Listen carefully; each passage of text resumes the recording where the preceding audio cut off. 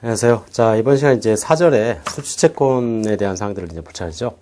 수취채권은 이제 말 그대로 채권을 얘기하는 건데, 채권에는 크게 보면 이제 두 가지가 있어요. 우리가 이제 상거래하고 관련된 거, 또는 기타. 상거래는 이제 주요 영업 활동과 관련된 사항들인데, 얘네들이 이제 뭐냐면, 여기서 이제 돈을 못 받았다 그러면 그걸 이제 매출채권이라고 얘기하고, 기타의 활동에서 못 받으면 이제 미수금 또는 뭐 대여금 뭐 이런 걸로 이제 표현을 하죠. 그래서 매출채권과 그 다음에 미수금 또는 대여금 이런 식으로 이제 좀 구분이 되는데, 어쨌든 간에 회사에서 B한테 만약에 상품을 주고 외상을 했더라. 그러면 이게 이제 매출 채권이 되는 거죠. 상품이 아니라 회사에서 쓰던 무슨 비품이라든가 뭐 이런 것들, 뭐 또는 뭐 회사에서 쓰던 컴퓨터 뭐 이런 것들을 이제 일시적으로 이제 팔았더라. 기타 이제 비품을 이제 판매를 하고 돈을 못 받았다. 그러면 그거는 이제 뭐가 되냐면 여기서 못 받은 이 외상은 미수금이 되는 거죠. 그래서 회사의 주요 영업 활동과 관련되어 있는지 그렇지 않는지에 따라서 달라져요. 여기서 이제 어쨌든 간에 수취채권은 받을 거니까 매출채권에 대한 사항들, 거기에 대한 사항들을 이제 잠깐 볼게요. 여기 이제 4절에 나오는 건 이제 매출채권에 대한 평가에 대한 사항들인데, 외상매출금 받으러 옴. 이 외상매출금 받으러 옴이 여기 매출채권에 포함된 애들이에요.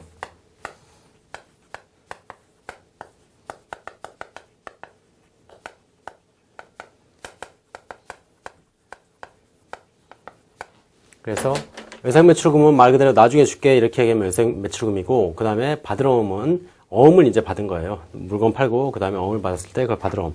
어쨌든 간에 물건을 팔고 거기에 대해서 돈을 못 받으면 이렇게 이제 표시가 되는 거죠. 그 다음에 이제 대여금은 돈 빌려준 거고요. 선급금 같은 경우에는 내가 이제 상품을 사가지고 오는데 상품에 대한 대가를 미리 지급하면 선급금이라 그러죠. 그래서 이 외상매출금, 받으러 옴, 선급금 이게 이제 주로 이제 주요 영업 활동과 관련된 사항들이에요, 걔네들이. 그 다음에 이제 미수금은 이제 상품 외에 나머지 것들을 이제 팔고 돈을 못 받았더라. 그럼 미수금 이런 식으로 이제 표시가 되죠. 자, 그 다음에 이제 밑에 이제 그 객관적인 기준에 따라서 산출한 대손 추산액을 대손 충당금으로 설정을 한다. 예. 대손 충당금으로 설정한다. 이런 얘기가 뭐냐면 나중에 돈을 못 받을 거를 미리 측정을 해, 추정을 해가지고 그거를 충당금으로 이제 쌓아놓는 거예요. 그래서 일기 때 외상 매출을 했는데 10만원어치를. 근데 이제 12월 31일 날 이제 장부를 만들어야 돼요. 재무상태표를 만드는데, 재무상태표 안에 이제 이 매출 채권이 자산 쪽에 이제 이렇게 들어가죠. 채권 10만원 이렇게 이제 들어가는데, 이 외상 매출을 했을 때 그 회수를 이제 이때 하기로 했다.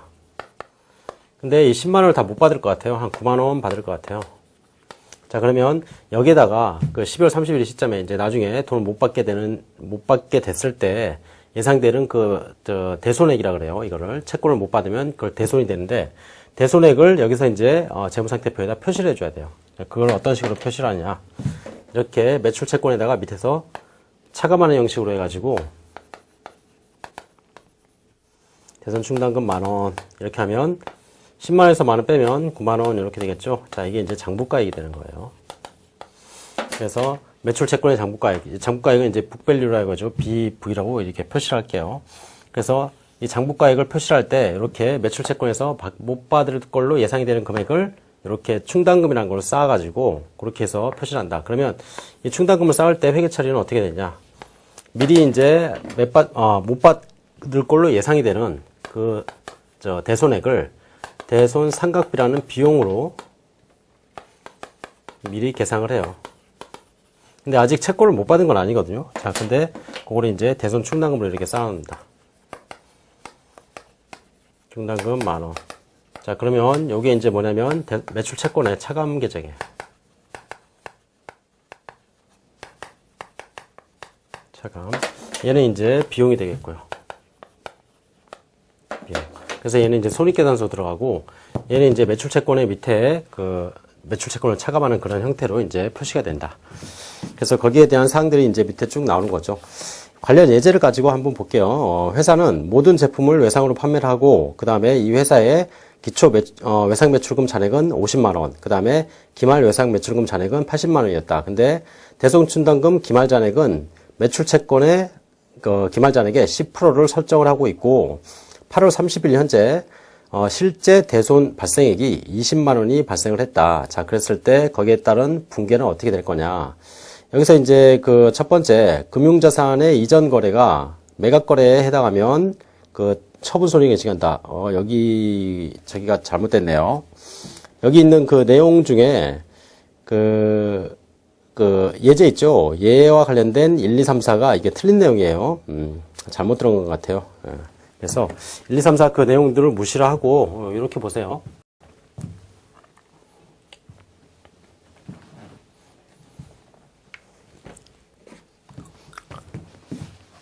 지금 여기서 이제 1, 2, 3, 4 그 내용을 지워버리세요. 밑에 있는 동그라미 1, 2, 3, 4 내용을 지워버리고 어떻게 쓰냐면 그 위에 있는 사항들에 대한 그 회계 처리를 한번 해볼게요.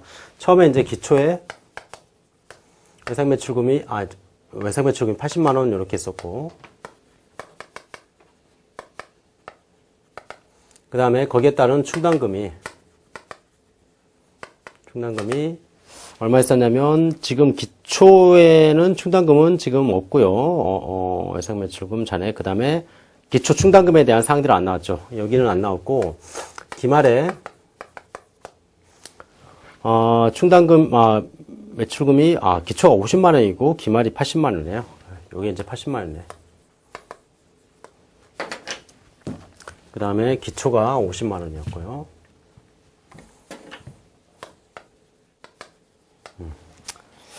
자, 그러면 여기하고 관련된 사항들은 이제 기초에 충당금이 만약에 있었다고 가정을 하면, 만약에 기초에 충당금이 20만원이었다 이렇게 이제 한번 가정을 해볼게요. 중간에 이제 대손이 20만원 발생했으니까. 자, 그러면 이렇게 기초에 충당금이 20만원 있었을 때 중간에 대손이 발생하면 20만원. 그러면 거기에 따른 회계 처리는 충당금을 이미 쌓아놨기 때문에 이제 채권을 못 받았어요. 그러니까 외상 매출금이 일단 없어질 테고, 매출금 20만원. 그 다음에 대손 충당금 쌓아놨던 거 있죠? 대손 충당금 20만원. 이렇게 이제 쓰게 될 거예요, 아마.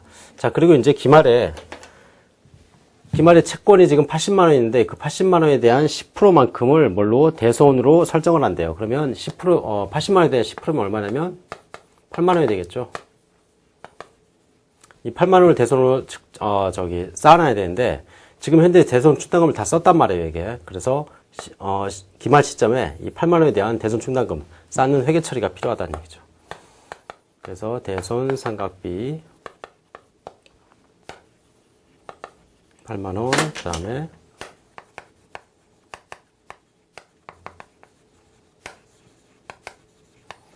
이런 이제 회계 처리를 하나 해줘야 된다. 요걸 하나 밑에다 그려놓으세요.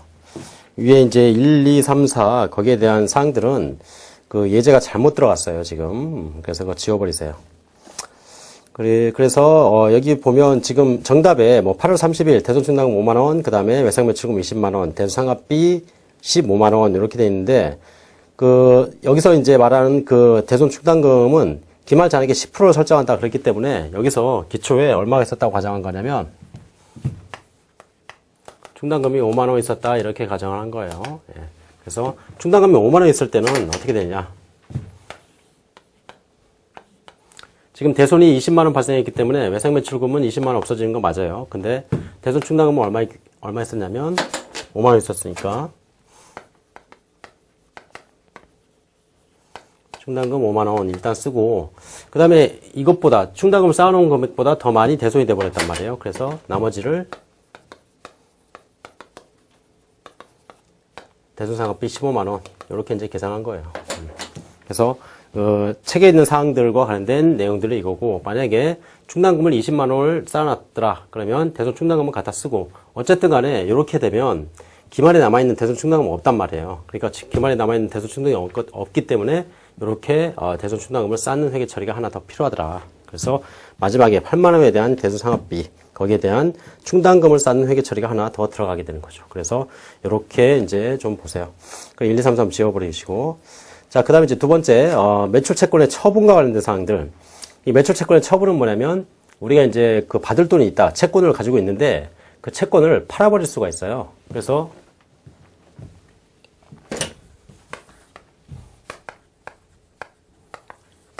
A가 이제 거래처에서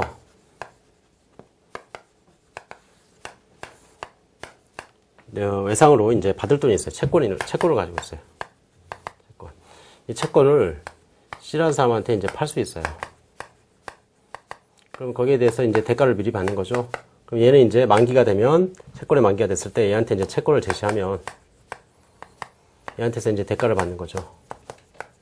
자, 이런 형태가 될 수 있어요. 물론, 여기서 이제 얘한테 채권을 팔 때 얘는 그 채권에다가 자기가 일정한 수수료를 띄고 나머지를 주게 돼 있어요. 그래서 만약에 채권을 10만원어치를 판다. 그럼 여기다 대가를 주는 건 9만원 정도를 이렇게 주고, 그 다음에 얘가 만기가 돼가지고 거래처해가지고 10만원을 제시하면 얘한테서 이제 10만원을 이렇게 받는 거죠. 자, 그러면 얘는 만원만큼 수수료를 먹는 거예요. 이게 이제 채권의 양도. 그래서 이런 채권의 양도 같은 게 이제 핸드폰 같은 거 있죠, 여러분들. 핸드폰을 무슨 뭐 SK, 뭐 LG, 뭐 이렇게 그 핸드폰을 사게 되면 그 핸드폰을 파는 그 회사에서는 그 핸드폰에 대한 채권. 여러분들이 이제 핸드폰 가격을 어떻게 하냐면, 할부로 이제 지급을 하게 되잖아요. 근데 할부로 지급을 하게 되는데 그 할부로 지급한다는 얘기는 여러분들이 핸드폰을 외상으로 산다는 얘기예요. 그럼 상대방 쪽에서는 외상 매출금이 생기는 거고 그 외상 매출금을 다른 회사에다 이제 파는 거예요. 그러면 그 회사가 여러분들한테 핸드폰 요금을 받아가지고 그 수수료만큼을 걔네들이 챙기는 거. 그럼 보통 이런 식으로도 이루어지고 있어요. 그래서 이렇게 이제 채권이란 거, 내가 받을 돈을 누군가한테 팔 수도 있다. 물론 수수료를 공제하고 현금을 미리 받을 수 있으니까 더 좋은 거예요. 사실은 그쪽에서는. 자, 그래서 이렇게 이제 양도 거래가 있을 수 있는데 여기서 보면 매각 거래와 차입 거래라는 게 있어요. 매각 거래는 뭐냐면 말 그대로 채권을 그냥 파는 거예요, 진짜. 그래서 거기에 대한 권리와 관련된 사항들을 이제 내가 행사를 할 수 없는 경우. 근데 차입 거래는 뭐냐면 채권을 담보로 맡겨놓고 돈을 좀 빌리는 거죠. 그 다음에 돈을 갚으면 그 채권을 다시 가져올 수 있는 거. 그게 이제 차입 거래라고 보시면 돼요. 그래서 두 가지로 이제 분류를 하는데 매각 거래에서는 말 그대로 채권을 넘겨버린 거니까 채권이 사라져 버려요. 그 다음에 거기에 따른 뭐 현금을 받으면 현금이 들어오겠죠. 근데 차입 거래에서는 채권이 사라지는 건 아니고 차입금이 생기는 거겠죠. 그 차입금을 가지고 있다가 나중에 돈을 갚으면 차입금이 없어지는 거고, 그죠? 그래서 여기서 이런 거래를 가지고 한번 보면 얘가 이제 채권을 두고 있었는데 얘한테 팔았어요. 그게 이제 매각 거래가 된다. 그러면 아마 A 쪽에서는 이렇게 이제 회계 처리해야 될 거예요. 채권이 이제 사라지겠죠. 10만원. 그 다음에 현금이 이렇게 들어와요. 9만원. 그 다음에 나머지는 이제 처분 손실로 이제 인식하는 거예요. 만원. 여기에 대한 이제 수수료라고 생각하시면 되겠죠. 자, 그 다음에 이제 이게 차입 거래다. 그러면 채권 10만원. 그 다음에 현금 9만원. 여기서 이제 처분 손실 이렇게 했었는데 만원 이렇게 했었는데 요거를 이제 어떻게 이게 바뀌냐, 채권이 사라지지 않고 여기에 이제 뭐가 들어가냐면 차입금이라는 게 이렇게 들어가요. 그 다음에 처분 손실은 채권을 처분한 게 아니니까 여기서는 이자 비용으로 이제 이렇게 계산이 된다. 그래서 금액은 다 똑같아요. 똑같은데 거기와 관련된 계정이 살짝 좀 다르더라. 그 정도만 좀 기억을 하시면 될 것 같아요. 그래서 여기 그 48페이지에 보면 실질적인 권리 의무의 이전이 있는 경우, 그런 경우에 채권을 어떻게 하냐, 매각 거래로 본다. 그 다음에 그 매각 거래와 관련된 사항들은 처분 손실로 처리한다. 이렇게 나오죠. 그 다음에 이제 차입 거래 보시면 실질적인 권리 의무 이전 없이 없는 경우로서 이자 비용과 그 다음에 단기 차입금을 단기 차입금을 계산을 한다. 그래서 이쪽에서는 단기 차입금, 이쪽에서는 이자 비용 이렇게 나온다는 얘기죠. 자, 그러면 밑에 이제 관련 예제를 잠깐 보면 그 회사는 4월 22일 매출처가 교부한 받으러옴 9천만 원을 희망은행에 할인을 하고 그 다음에 거기에 따른 매각을 했다. 근데 대금은 보통예금 통장에다 입금을 했다. 자, 그랬을 때 거기와 관련된 회계 처리를 한번 보자. 여기 1, 2, 3, 4 이것도 잘못 들어간 거예요. 지워버리세요. 그래서 이것과 관련된 그 매각 거래에서 우리가 나타날 수 있는 처분 손익 그것들을 한번 구해 보자고요. 지금 4월 22일 매출처가 교부한 받으러옴이네요. 9천만 원을 희망은행에 할인을 했다. 근데 할인 일수는 30일이고 할인율은 연 10%, 그 다음에 1년은 360일로 가정을 하자. 그러면 얘가 이제 그 은행에다가 할인을 할 때 거기에서 은행에서 자기들이 가져가는 수수료, 그게 뭐냐면 할인 일수에다가 그 이자율, 그만큼에 해당하는 이자, 그거를 지들이 가져가는 거예요. 그래서 9천만 원을 상대방한테 넘기면 그러면 돈을 받을 수가 있는데 돈을 받는 금액은 9천만 원에서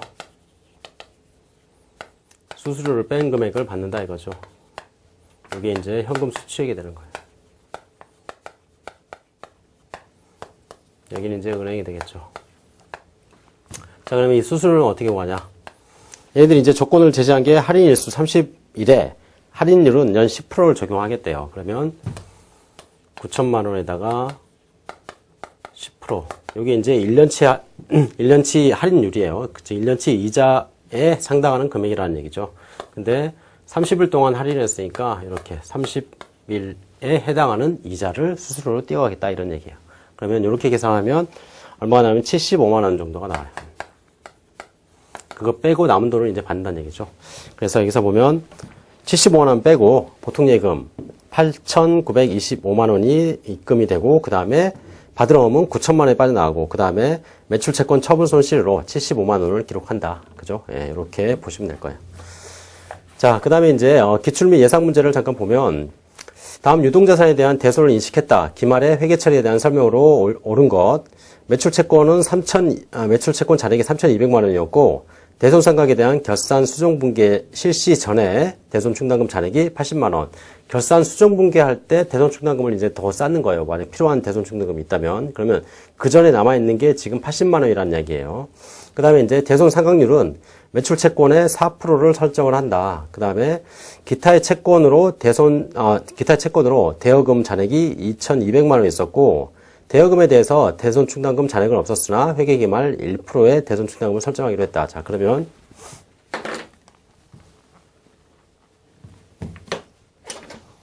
여기 지금 매출채권 잔액이 얼마냐면 3,200만 원.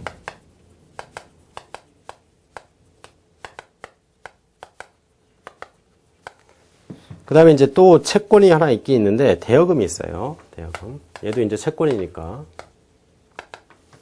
얼마냐면 2,200만 원은 이렇게 있었어요. 자, 그리고 이제 거기와 관련된 대손 충당금을 보니까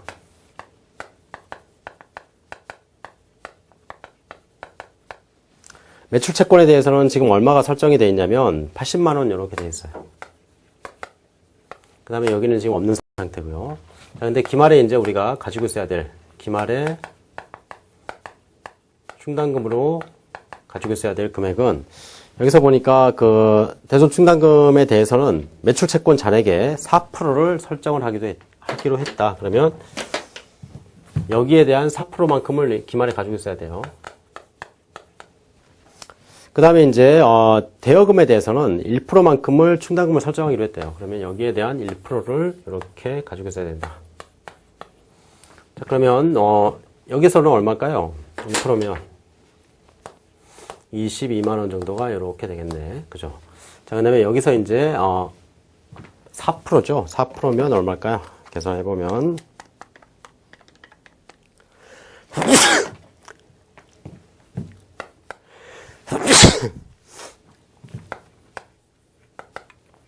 자, 이 정도를 이제 가지고 있어야 된다는 얘기예요. 근데 이거 기말에 요거를 가지고 있기 전에 지금 잔액이 요만큼 있으니까 추가로 여기서는 추가로 22만 원 더 쌓아야 되고 여기서는 얼마나 더 쌓아야 될까요? 48만 원을 더 쌓아줘야 되겠네. 이렇게. 그죠? 자, 이게 이제 거기에 대한 사항들이에요. 자, 그러면 첫 번째 매출채권 잔액에 대한 대수상각비 48만 원만 판매 관리비로 인식을 하고 대여금은 상각비 인식을 할 수 없다. 대여금도 똑같이 채권이기 때문에 대수상각비에 대한 인식을 해야 돼요. 그래서 여기서는 틀린 얘기가 되겠고, 그 다음에 이제 매출채권 잔액에 대한 대수상각비 48만 원을 판관비로 인식하고, 대여금은 잔액에 대한 대수상각비 22만 원을 영업의 비용으로 처리하자. 자, 여기서 이제 여기에 대한 회계 처리.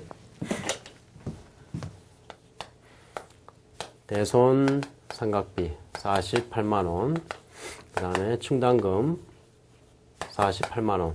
자, 이렇게 회계 처리하고, 여기도 마찬가지예요. 22만 원, 22만 원. 자, 이렇게 이제 회계 처리해야 되는데, 여기에 관련된 대수상각비는 판매관리비예요. 왜냐하면 매출과 관련됐기 때문에.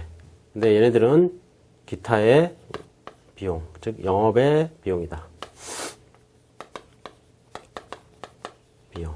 이렇게 이제 계산이 되는 거죠. 그래서 2번이 맞는 얘기가 되겠네요.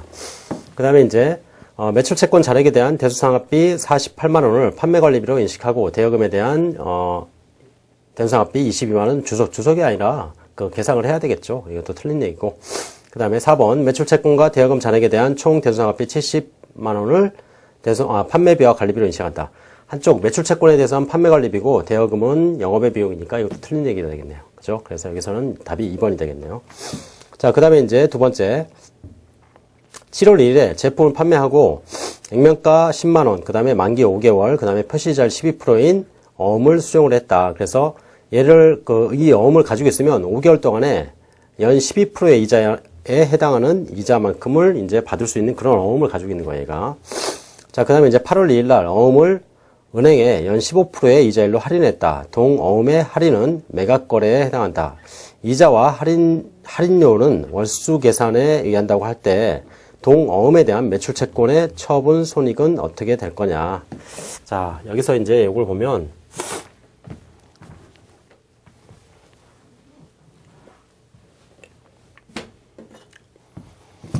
처분 손익은 어떤 식으로 구하냐면 이렇게 구하시면 돼요. 어음에 대한 할인을 할 때 처분 손익은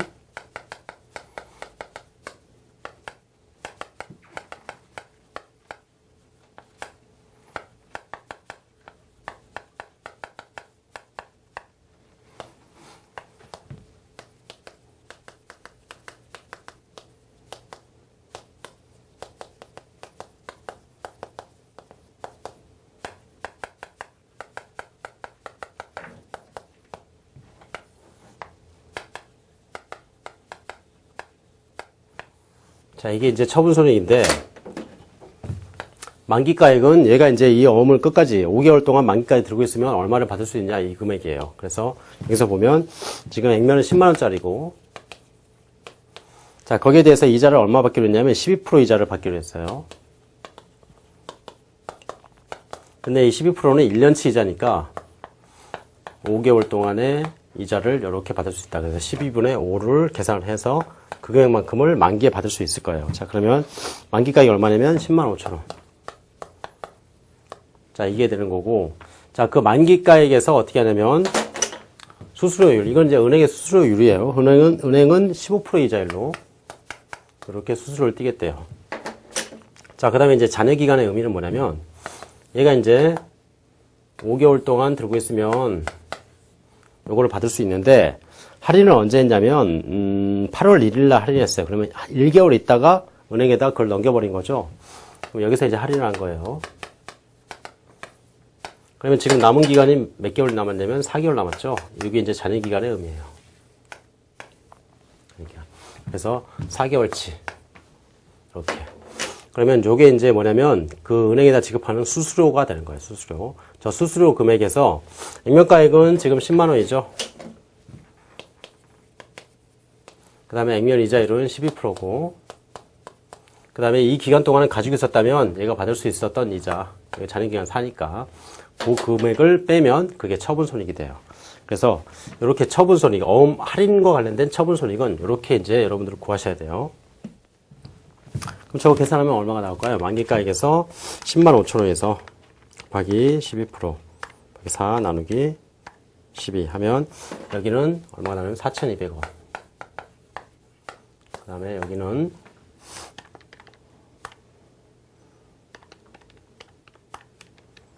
여기는 4,000원이 되네요. 그래서 200원만큼 처분 손실이 나온다.